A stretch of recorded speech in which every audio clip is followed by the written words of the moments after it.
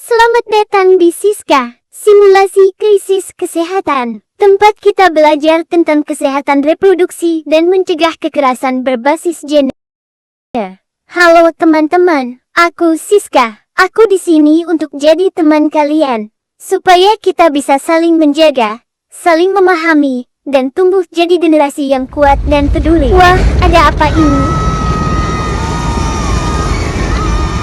Di mana ayahku? Di mana ibuku? Kamu kenapa, Nak? Kok kelihatan gelisah? Aku terpisah dari kedua orang tuaku, Bu. Ayo ikut ibu dulu, Nak. Kita harus pergi mencari tempat aman dulu.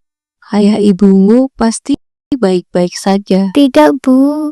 Aku mau mencari ayah ibuku dulu. Cynthia pun pergi mencari orang tuanya. Kemana ayah ibuku? Dik, apakah ada yang bisa saya bantu? Saya terpisah dari kedua orang tua saya, Kak. Sebaiknya adik beristirahat di tempat pengungsian dulu sementara. Siapa tahu orang tua adik juga sudah ada di sana.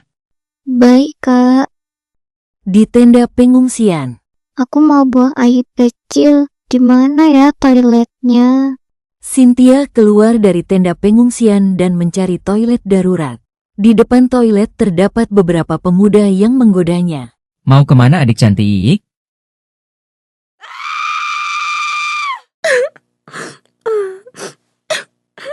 Adik kenapa? Ayo kita ke tempat yang lebih aman.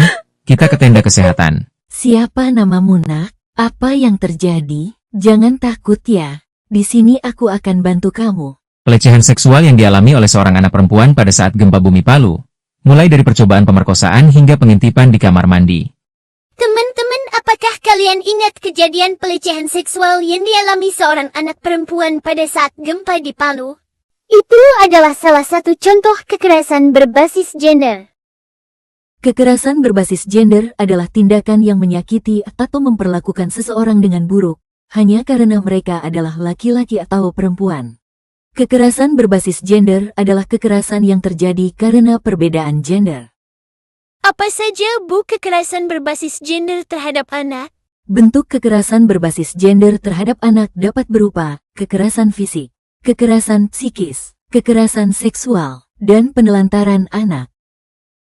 Jadi kekerasan berbasis gender juga bisa terjadi di tenda pengungsian ya? Ia sangat memungkinkan. Bentuk kekerasan berbasis gender saat terjadi bencana dapat berupa kekerasan fisik seperti menyakiti tubuh, kekerasan seksual seperti mengganggu tubuh orang lain, diskriminasi dalam mendapatkan bantuan, kekerasan psikologis seperti menyakiti perasaan, kekerasan dalam rumah tangga atau KDRT, serangan saat mengambil air, makanan, atau akses ke toilet, kekerasan ekonomi seperti mengambil uang atau barang orang lain.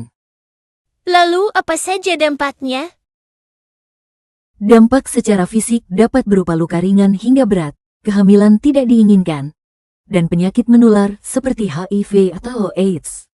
Dampak secara psikologis dapat berupa trauma, depresi, rendah diri, hingga keinginan bunuh diri. Terakhir, dampak sosial, budaya, dan ekonomi dapat berupa putus sekolah, kehilangan pekerjaan, stigma sosial, hingga perceraian. Kekerasan berbasis gender dapat menyebabkan banyak dampak buruk, seperti rasa sakit, kesedihan, dan ketakutan. Ini bisa membuat orang merasa tidak nyaman. Kalau seperti itu berarti dari anak perempuan hingga perempuan dewasa, sangat beresiko mengalami kekerasan berbasis gender ya, Bu. Iya, sudah banyak kejadian-kejadian kekerasan berbasis gender yang dialami oleh anak perempuan hingga perempuan dewasa. Jadi kita terutama perempuan dan anak perempuan tetap harus waspada kapanpun dan dimanapun. Karena kekerasan berbasis gender bisa terjadi di mana saja dan kapan saja.